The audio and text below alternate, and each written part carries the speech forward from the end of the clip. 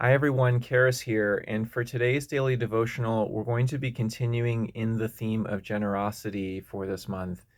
And when I think of generosity, one thing that comes to mind specifically is the generosity of listening. And I've been thinking a lot about what it takes to listen to someone who is going through an especially hard time in their life. That can be a very challenging thing to do. And I think most of us have gone through that experience, and a very common way to try to enter into that conversation is to perhaps try to fix the situation and ease that person's pain that way, or connect with that person by sharing a similar story or something that you think will relate to them in a certain way. Uh, and all those are done with the best of intentions. And yet, I think true generosity of listening is allowing the person to have space.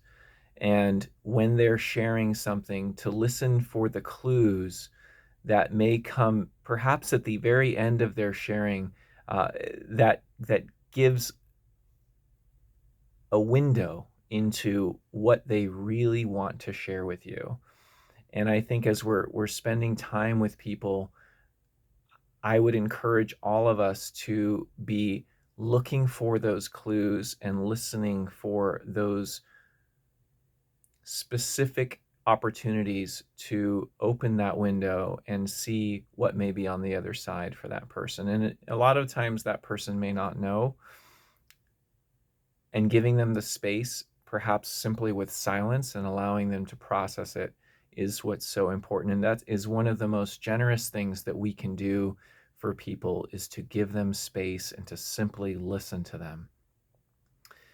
In Galatians 6:2, it tells us to carry each other's burdens. And I think that one thing that is so important as we are trying to be generous for others and practicing that skill is to simply listen and not be afraid of the silence, not try to fix the situation, but allow that person or those people that you're speaking with to process whatever they are grieving themselves. And I think all of us know when we're going through a very hard time, we have to go through the grief ourselves. But it does help tremendously when we have a partner or someone alongside us who is creating a container that we may stand inside of without judgment and be allowed to express ourselves. When that happens, that is one of the most generous things that we can do for someone else. And I encourage you, as you're sharing with people and you're connecting with people, and perhaps when you're having a conversation this week with someone who may be going through a really rough time, listen for those clues, look for that window, and simply be in the listening and allow them to process and know that they have space with you. Blessings.